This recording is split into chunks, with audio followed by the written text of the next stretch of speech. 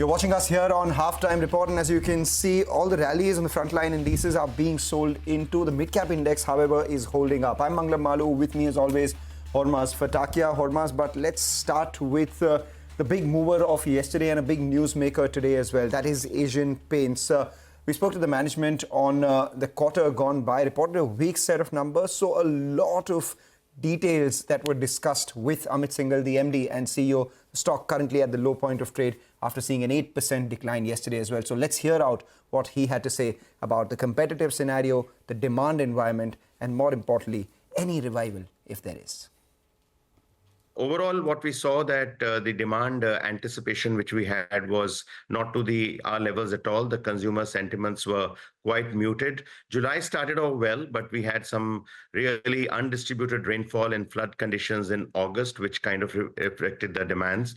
And also the pickup, which we could have seen for a shorter Diwali in September, is something which we never got. And given the fact that the competitor intensity has also been very, very strong, I think we got impacted very strongly in our seasonal markets. One thing which is very clear is that when you see that as a leader, when the overall sentiment is low, the demand conditions are low, you get more impacted in terms of the market overall to that extent. And that is what we saw as a phenomena. How much of this quarter's performance would you attribute to consumer sentiment weakness, and how much would you attribute it to competitive intensity? So overall, if you see that, I would say the whole decorative paint industry, if you look at from a point of performance, would be closer to about, in a band of -3 to -4% in terms of what we see. And if you see overall, we are at about 5.5% closer to that mark. And I would say that if you look at from a demand point of view and in terms of some computer intensity, that would be the kind of difference in terms of what we would be seeing. And it in terms of possibly the volumes as well as far as deco is concerned. And in projects, possibly a notch lower in terms of what possibly the competition would have done. Is it competition from all quarters, or is it just the newer players? If you could, define the intensity of competition. I would say the larger competition is the existing organized players in terms of what we are seeing, given the fact that demand conditions are challenging. Everyone is putting a lot of aggression in terms of seeing where the market is. And we would say that while the new competition is there, we are not seeing them making so much of an impact in terms of what is there, given the numbers, what we think they are getting. But I feel that the larger impact is coming from the existing larger players in the organized market. Where does the equilibrium for the industry lie from here on itself? Because you in the conference call as well did say that you expect the competitive intensity to remain high. How should one look at it? See, I feel that till the time the demand conditions get stabilized and we see some good consumer sentiments coming back in the market, I think the intensity from competition will remain, because that is but natural. As I see it in this situation, the existing competition will continue to be aggressive. The newer competition will find it very, very difficult in terms of really getting some good share in the market to that extent. But they can really leverage overall the India business in terms of spreading themselves across the country. You did indicate that this year your volumes would grow in high single digits versus the earlier guidance of double digits itself, and you don't expect a big turnaround. How did the third quarter pan out so far for you? So the first half of the year is at about 3.5% volume growth for us in terms of what we see. Quarter three, if you see, October was a shorter Diwali. We had lesser number of days of retailing to that extent. And we also have a fairly high base in quarter three overall as we see. We are a little bit cautious in terms of the overall demand conditions, because we are seeing urban centers a little bit much weaker as compared to even to the rural centers, which have definitely kind of come up to that extent, and urban centers have a strong contribution in terms of the overall demand and the numbers which they kind of give. We also see the project segment not very strong in terms of the way it has been in the first half of the year, but overall scenarios kind of indicate that there is not a surge in the market in terms of the demand which you are able to see, and the market is a lot of push led rather than a pull led to that extent, and therefore we are being a little bit cautious in terms of how would this quarter three pan out, but we think that possibly over a period of time, in quarter four, we would kind of see good results coming from overall the good monsoons, everything which we have seen. So some definitely pickup is expected over quarter four as we kind of see it. You've used the word sales expense increased and increased rebates to dealers a few times in your commentary. You've also spoken about, increased employee expenses as you put more feet on the ground. Is that, again, to protect your turf as the leader? We have definitely kind of looked at increased, people in the front line who can cater to the large distribution network in terms of what we have, and that is a step which we have taken. If we look at quarter two, the overall absolute spends would have been similar to quarter one. It's just that the top line did not deliver, and that is why the percentage has come higher in terms of what we see. The second area is in terms of we have upped our kind of discounting and rebating in the market to kind of really take care of the increased competitive intensity which have come. We felt it was pertinent in terms of looking at intensifying our activity at the dealer, and that is why it has caused some higher runs with respect to the sales expenses in terms of what we have seen in quarter two. In light of that, how should one look at your margins? 18 to 20% is what you've expected to get back to in the second half of this year. Should one structurally look at margins closer to 18% than 20%? Given the fact that we took a price increase in quarter two and we would realize the full impact of the price increase in quarter three, we would definitely see some good impact in terms of the overall margins. We are also looking at the product mix and looking at other sourcing and formulation efficiencies in terms of what we can do in terms of going ahead. But I think overall, we would kind of really see that we want to be in the band. It could be possibly on the lower side of the band in terms of what we could land up in at the end of the year. Post the value write-down that we saw in White Teak, have you become a little more conscious about the valuations that you will be paying for any acquisitions that you'll do in the very near term? See, if we look at our acquisitions, the first 2 years were as per plan in terms of the top line, in terms of what we see. This year, given the demand conditions, it has had an impact on those two businesses itself. We had a very high trajectory of growth in terms of what we had taken for both the businesses.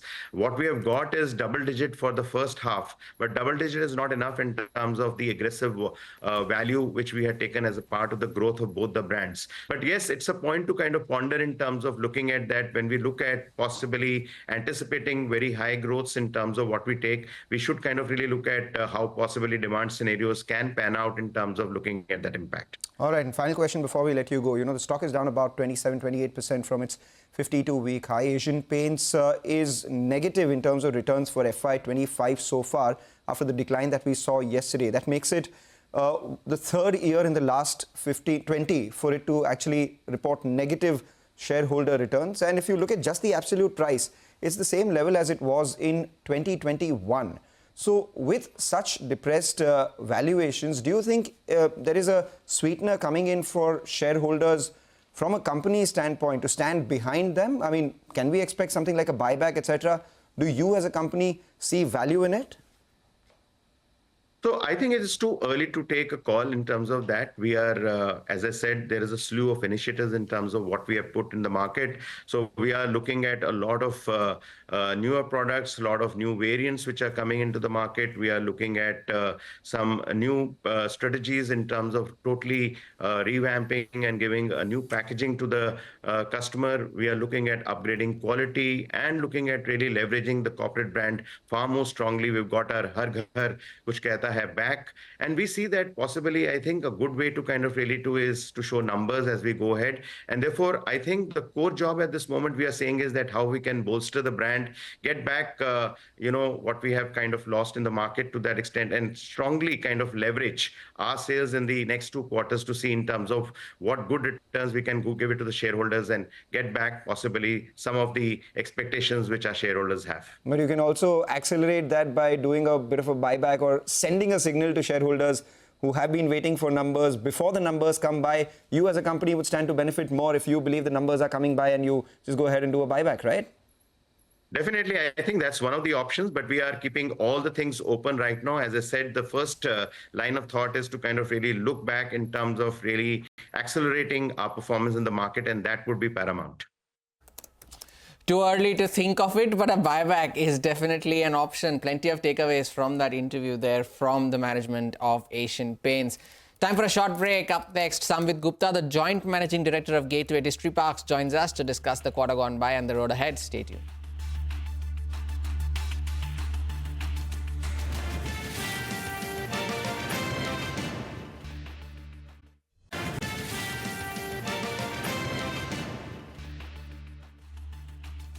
Welcome back. In conversation now with the management of Gateway Distriparks. The overall global slowdown continues to impact the industry, with revenues for the company declining over 2% and margins also contracting on a year-on-year basis. We're being joined by Samvid Gupta, who's the Joint Managing Director of Gateway Distriparks, to discuss the road ahead for the company. Samvid, good afternoon. Thank you so much for joining in. In our earlier conversations, you have mentioned that the railway business might see volumes of 10%, may even go up to 12 to 15. But how have they picked up in the third quarter, and do you stand by the guidance for the railway business as well as for the container freight stations as well? Hi, good afternoon. Thank you for having me. So there has been a global crisis with the Red Sea situation that has been ongoing for the last 9 months approximately. So volumes have taken a toll for year on year. But if we look at quarter on quarter, we saw an improvement in rail volumes by almost 13%. This includes revenue, and EBITDA level has also seen a drastic improvement in Q2 versus Q1. The trend is ongoing for Q3 as well, so we hope to replicate the numbers, at least what we've done in Q2, and possibly better them also. We have some pipeline in place which should come into the next coming quarters. Right. The reason why we ask you this is because even in FY24, the earlier projection of volume growth was 10 to 15%, but macros were so tough that you ended up doing just about 2.5% growth. The first half of this year, we remember the volumes have been on the negative side. You have expected about 10% sort of volume growth in the rail business over last year. So second half, even if it does improve, are you confident of that 10% mark, or do you believe that, you would have to calibrate that on a lower level? Yeah, so H2 versus H2, we still might see that number, but I think if you have to look at overall for the year, since Q1 was quite low, Q1 was our worst quarter in the last 2 years, so I don't think we'll hit the 10% for the full year. But we're still aiming for some growth for the full year compared to last year. How much would that sum be? It's hard to say right now. We're taking it, month on month. We are seeing some improvement, but we'll probably give a better guidance next quarter on it. Right. What about margins, Samvit, and how about the EBITDA per unit, if you could share some color on that? Sure. So Rail saw a good quarter. Rail saw a margin of almost 9,800 EBITDA per TU. CFS was about 1,000 per TU, but this is primarily because the facilities are quite old and there's heavy repair and maintenance going on. There are also some one-offs that took place in the previous quarters. This is some old arrears due to railways on account of staff recovery and stabling charges. We might see some of those also in the next 2 quarters, but the real margin is looking healthy at 9,800. We should be within that range going forward as well. Right. And what about a couple of, plans that you had underway, which was one, the land that you have over 500 acres, you were thinking of doing some sort of joint development or maybe looking to offload that itself. That was one. And the second one was the CFS assets. The last time we spoke, I think Mr. Prem Kishan Gupta had come. He said that the business is valued at around 1,000 odd crores. So they're looking, to offload that as well, in talks with some of the operators. So on both those parameters, what's the update that you can give? Yeah, so on the rail side, we have enough capacity to go 4 to 5 times of our current volume. So we bought the land way ahead of its time, keeping in mind the future business for the next 10, 20 years. CFS side, we have about 120 acres. We are looking at maybe monetizing the entire vertical, but it's too early right now to say at what value and what would the timelines be. But we have collected all the data, and now we'll probably start talking to some people and see how that process goes. But I don't think we should see anything monetizing within this financial year on that. That'll probably take place next year. So on the 500 acre land that you have, that's entirely for railway use, or some part of that is also non-core? No, so 120 acres out of the 500 is for CFS vertical, and the balance is for rail vertical, where we are primarily doing it for ICT, but we have also evaluated some areas where we can build cold storages and domestic warehousing as well. But it is core to our overall group business. What capacity has come on stream so far? Samvit, what's the update on your new capex as well? You had a plan of around 500 crores for 2 more terminals for the financial year. What has come on stream so far, and what's the second half looking like? So we've just done about maybe 40-50 crores of that capex right now. This is for the Jaipur land that we bought. Another maybe 20 crores was probably spent on some equipment. But the major capex will be done on new terminals. We're still awaiting that. Land acquisition has become a bit of a challenge. So we are negotiating with one particular land we are looking at in the northwest corridor. Jaipur, for the time being, we are going to wait until the land frees up from the issues that are there currently, which we've reported in the past. But we are also, meanwhile, looking at a tender issued by Dedicated Freight Corridor for some parcels of land where they have across different stations. So we will be exploring Gati Shakti terminals too for expansion as well. You mentioned land acquisition has become a challenge, Samvid. Could you elaborate on the reasons why is that so? Basically, land prices have shot up drastically in the last 3-4 years. And if you look at it for the ICD, the requirement is basically you need about 20 to 30 acres minimum. Alongside, you need 1 kilometer of length to get a rail siding in. And it should be close to a highway, it should be close to a manufacturing hub. So it limits the options a little bit, but we are still actively pursuing 3 or 4 opportunities, out of which we should finalize one by the end of the year. Right. And what is your aspirational proportion of double stacking? Because this is a higher margin business, right? And you had plans to convert the Faridabad ICD into a double stacking unit as well. So just wanted your thoughts on where does that number stand at as of the first half of this year? And what's your aspiration? What's the differential in your EBITDA realization in a double stack train versus the other ones as well? Right. So in Q1, our double stacking was at about 33%. In Q2, it's gone back up to 38%. In the past, our peak has been around 43-44%, which we're hoping to get back to. Faridabad actually became double stacked just about 10 days ago. So we should see some improvement there, both in terms of margins as well as volume. Market share has already grown for us, and even though the macros are down, so we'll look to capitalize on that further. It's hard to say margin per TU. It really depends on the market and the type of volume mix and the weight of the cargo. But essentially, double stacking is 50% of the rail haulage payout compared to a single stack. So there are definitely benefits to it. Right.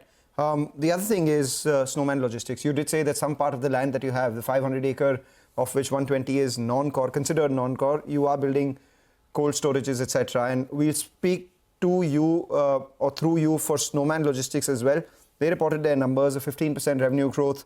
The EBITDA declined out there.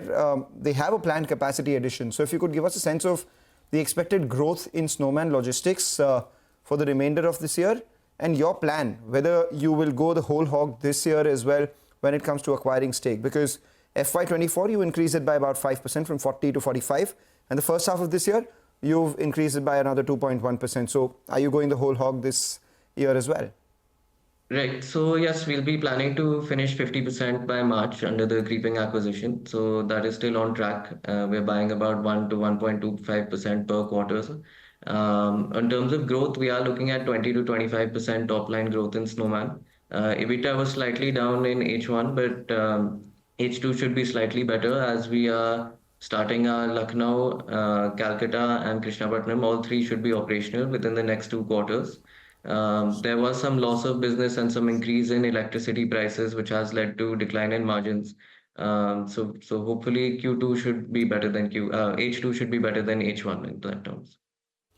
So you intend to buy more by March. You want to finish completing around 51%, if we heard that correctly, Samvid, right? Yeah, we can go up to 50.25%. So we'll definitely cross 50 by March. No, and the next financial year, I mean, what's the long-term target here? So we don't have anything fixed. Our first immediate target was 50%. Then we can start consolidating line by line and it becomes a full subsidiary rather than an associate company. We'll evaluate thereafter. We also have plans in Gateway for bigger expansion. So we'll see if we have some free cash flow, then we can possibly have a look at it, but nothing immediately planned on that front. That becomes very interesting, right? Because earlier it was a full subsidiary itself. Then you all went the IPO route. It became a separately listed entity. Now you're going the creeping acquisition way to finally make it back your subsidiary. What exactly happened out here? So at that time when the IPO happened, we needed the funds to expand. Cold chain was also very new back then. But during COVID, we saw the importance of cold chain. And that's really when the revenue started picking up in Snowman. Pricing improvement was also there. We've also recently launched the 5PL vertical now, which is driving the major revenue growth, where we're doing exclusive end-to-end for some big MNCs. So it's become more of a core asset for us. At that time also, before COVID, we had to choose between buying out the Blackstone stake in Gateway Rail or monetizing Snowman. We had raised 550 crores of NCDs. So to pay that back at that time, we had signed the SPA to sell Snowman. But now we have no such plans, and we want to make it a long-term holding for Gateway. All right, Samvid, thank you so much for joining in. Wish you good luck for the second half of the year as well. The management of Gateway Distriparks also sharing their plans for Snowman Logistics. Time for a short break, but as we do that, as CNBC TV18 celebrates 25 years of excellence, we invite you to the most anticipated event of the year, the CNBC TV18 Global Leadership Summit on the 14th of November, starting 10 a.m. onwards. A power-packed day with several panels focusing on India's economy, digital landscape, markets, entertainment, and a lot more, only and only on CNBC TV18.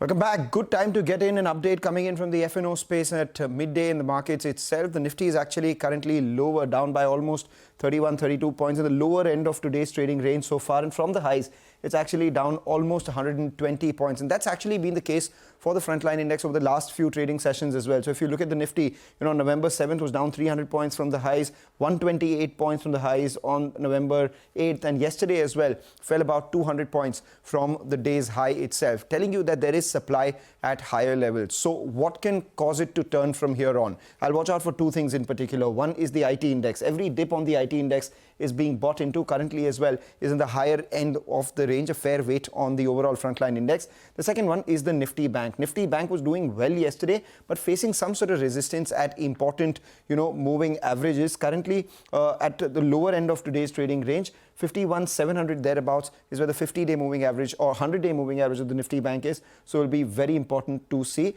The second half of trade will also be important from a financial perspective, because we have the Nifty Financial Services expiry. 24,000 call has the maximum open interest and 23,800 put. We are just 40 points away from 23,800. That has the maximum open interest as well.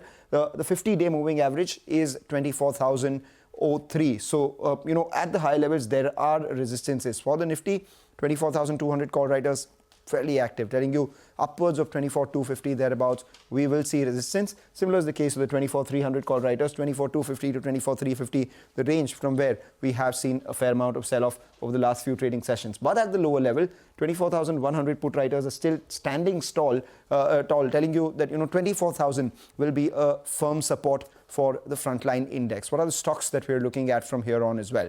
A lot of short positions being added on Britannia after a 5% decline yesterday, 5% lower today as well. Marico is also seeing some bit of shorts being added, but on the other side, we have a lot of long positions being built up in Jubilant Foodworks, up 9% right now, that stock. And Ipca Labs too is seeing a fair amount of long build up, so we'll keep an eye out on these counters. Ipca Labs reporting results this week and long positions being added ahead of the earnings announcement. Manglam, thanks a lot for that. And as Manglam was speaking, the Nifty marginally briefly slipped below 24,100, but continuing to hold on to those levels. Time for a short break. On the other side, Vijay Diwan, the managing director of APJ Surendra Park Hotels, joins us to discuss the road ahead for the company. Stay tuned.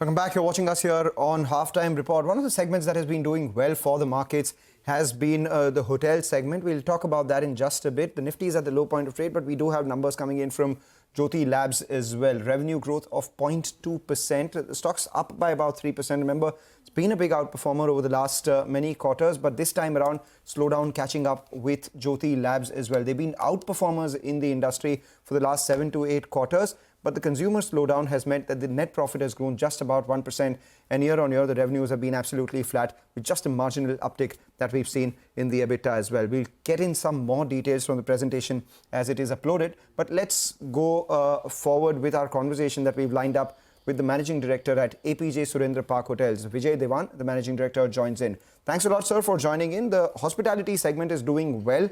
It's a seasonally weak quarter for the industry, the second quarter that is. But your net profit this time around, as promised, was boosted by lower finance cost as well. So all eyes will now be on the expansion plans and the second half of this year. So to put things into perspective, if you could start by telling us what was the average room rate and occupancy in the second quarter, what's your outlook for this year when it comes to occupancy and the overall performance? Okay, thank you. It's great to be back on CNBC, Mangalam. I think you're on mute, sir. We'll just try and patch that audio. Go ahead, sir. Is it okay now? Go ahead.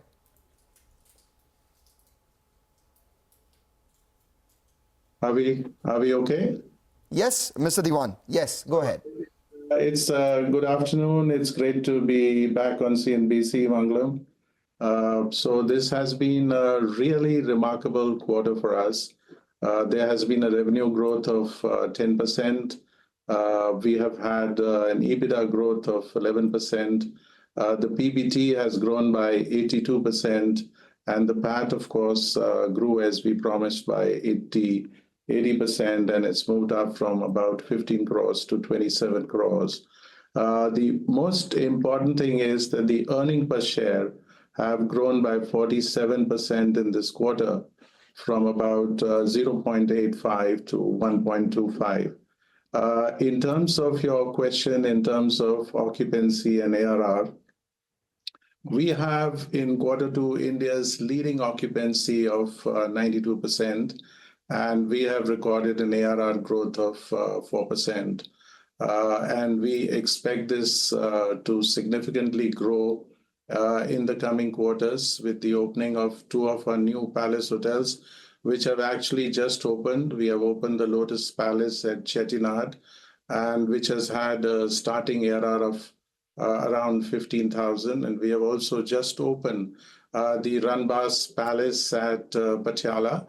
And these 2 palace hotels are going to really set a new benchmark in terms of product design, as well as in terms of customer experiences. At the Ranbas Palace in Patiala, we have opened the hotel on the 1st of November, and we are at the moment recording ARRs of 35,000. We expect these ARRs at this hotel to actually go inch up to about 80,000 as we go along into the season. Mr. Devan, good afternoon. Thank you so much for joining in. Since you mentioned significantly growing your ARR for the full year, could you quantify that significant growth for us? The hospitality industry is at the moment in really a super cycle, and there is a huge demand-supply mismatch, and particularly both in the leisure segment as well as in the key growth markets where we are present. We are present in all the metro stations, and in these key growth markets, the demand is actually expected to grow by 10.6% compared to supply, which is going to come in at 8% over the next 3 years. Similarly, the similar situation exists in the leisure markets of India, right. And we expect the ARRs to continue to rise, and we expect significant growth for ourselves. We are committed to double-digit growth in the quarters ahead. With new openings, as I mentioned, we have opened the 2 palace hotels recently. We are also going to open another 100 keys as we go along in this financial year, which is going to be at Jaisalmer, at Ranthambore, and of course at Dehradun. All right, 100 new rooms along with 2 palaces coming in as well. I was asking you about your expansion pipeline. You preempted that and perhaps answered that already. But 80,000, me and my co-anchor Hormaz out here, we were just wondering if, we're the target audience for that. The minute you said 80,000, we immediately put our phones down and said, no, that we're not the target audience for that. But I can tell you one thing. I'm a target audience for Flurries. I have been, visiting Calcutta since my childhood. It's a strong brand. And as you promised last time, you opened a couple of Flurries outlets in Colaba itself. And they are full. They're doing extremely well. One of the regular visitors out there is me. If you could tell us, the Flurries expansion plan that you've laid out for the second half of this year, and what kind of money can you generate from a brand like this? Because while it is iconic in Kolkata, outside of that, it competes with your regular established coffee and cake chains. So what's the competitive moat out here? What's the kind of margins and revenue that you're looking from each of these Flurries stores? So thank you, firstly, Mangalam, for visiting our stores in Colaba and being a really loyal customer to us. So Flurries has done remarkably well, let me tell you. In Q2, we have had 41% growth in terms of Flurries business in Q2. And most importantly, we have consolidated our position in the city of Mumbai. Today, we have 16 outlets in Mumbai. We have opened 2 new flagship outlets of Flurries, one in BKC in the Crescenzo building and one in One World Center at Parel. So the total number of outlets at the moment of Flurries in Mumbai is 16. We have also entered the city of Hyderabad this year. And we have just opened in Hyderabad, and our second outlet is about to open in November in Banjara Hills. Very critical for Flurries is that we plan to add, we have currently about 95 outlets. We plan to cross the 100 mark during the course of this month itself. And by the end of this financial year, we should be at 120 outlets. And thereon, we plan to add 40 to 50 outlets of Flurries in all the key metro stations every year to take it to about 350 outlets or more over the next 4 to 5 years. And Flurries, one of the most important thing is it's an iconic brand out of Calcutta. It's famous for its rum balls, and this product features in the 26 best desserts in the world. And we have industry-leading margins in Flurries. And this business in India is expected to grow at a CAGR. On the whole, the bakery and confectionery business is expected to grow at a rate of 18 to 20%. So we are right there in the right business at the right time. Due to paucity of time, Mr. Diwan, combining 2 questions into one, and if you could give us a brief answer for both. What are your target margins for the full year? Do you expect to remain in this 35 to 40% range or cross that? And B, the expansion plans that you laid out both for your rooms and for your Flurries, how are you planning to fund that? Through internal accruals or more debt? So our firstly, in terms of financials, our key strategy is to remain net cash positive. The internal accruals are going to be used for the development process. Most importantly, we are going to develop 3 large projects. We are going to start work on our 3 large projects during the course of the new year, in the next calendar year.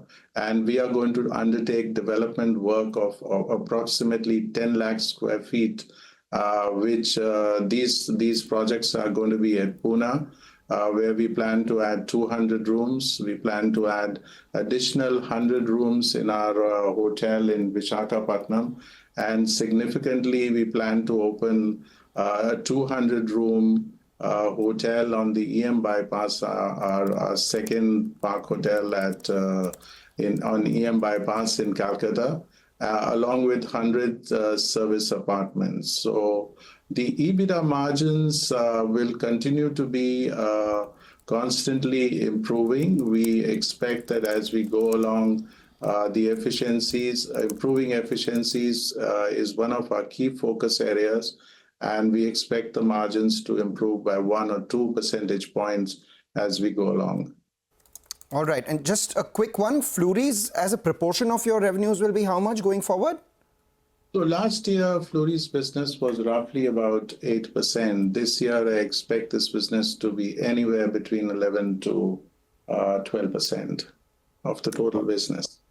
All right, and as you go along, add more stores, it would obviously increase in contributions. We'll keep asking you about that at a later date as well. But for now, thank you so much for joining in. Good luck for the second half of this year. And while everyone's talking about that K-shaped recovery, it will be very interesting to see how the ARR, so that 80,000 rupee property, go along in the second half of this year as well, until Hormaz and I will continue to munch on some of those cakes from Flurys itself. The stock up about 1%. The management guides for improvement in the second half, with improvement in the margins by about 1 to 2 percentage points going forward as well. Take a short break, come back, get you more on the markets and all things stock specific.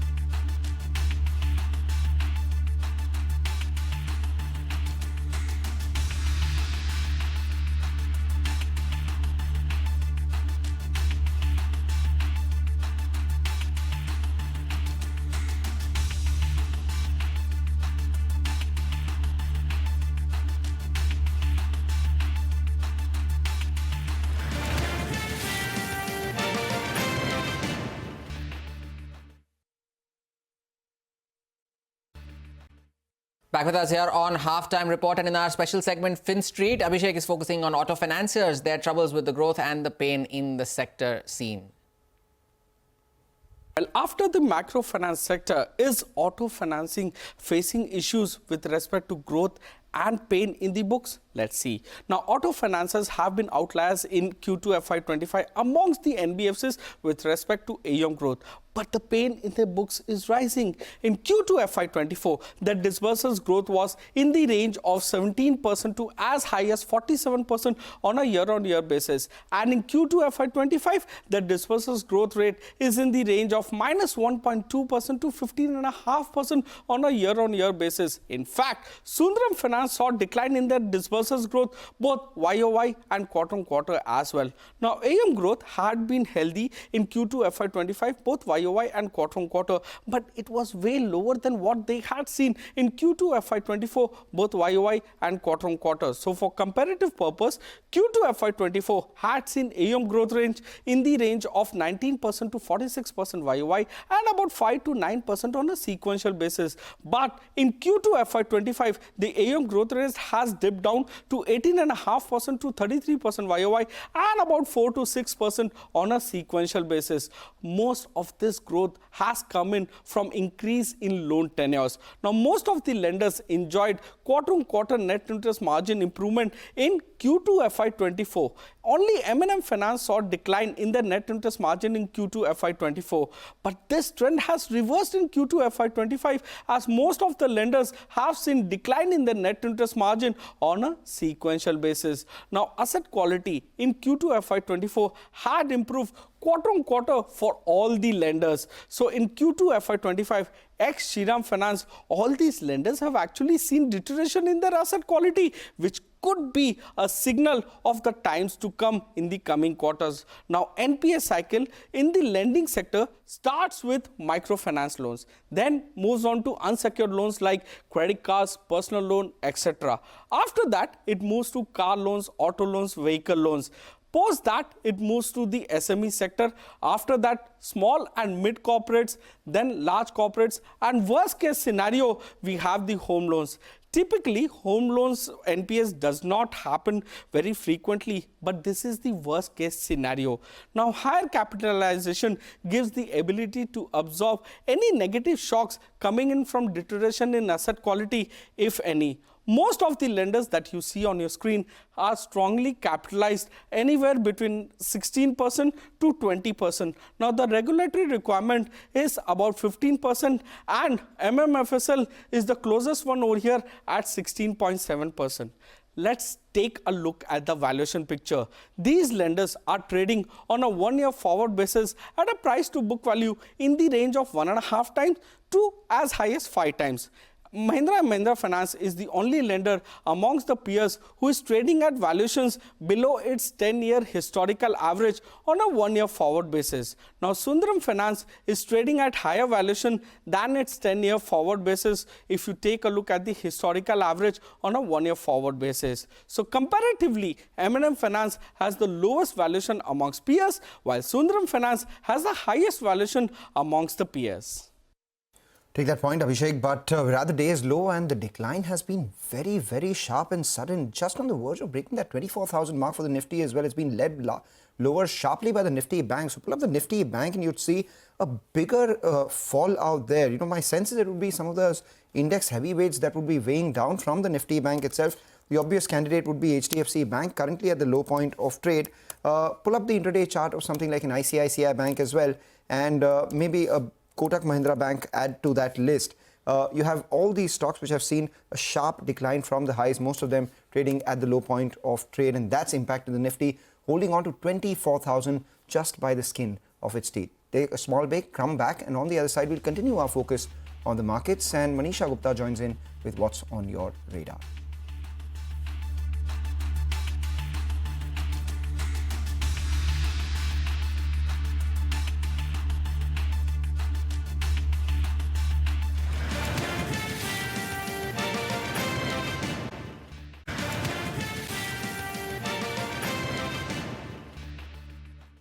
Back with us here on Halftime Report. The Nifty continues to fall towards the lows of the day and banks are pulling it down, and the PSU Bank Index is among the top losers among the sectoral indices as well in today's trading session. So with losses of over 1%, the auto index too is leading the losses in today's trading session. So auto and PSU banks are leading the losses for the markets this afternoon, as the Nifty has fallen to the lowest point of the day, struggling to hold on to the levels of 24,000. On the flip side, the realty index is doing well for itself. It's up over 1.5%, and the IT index too is trying to hold on to some gains. The broader markets are flat. But with that, we call time on this edition of Halftime Report. From Mangalam, me and the team that put this show together, thank you for watching.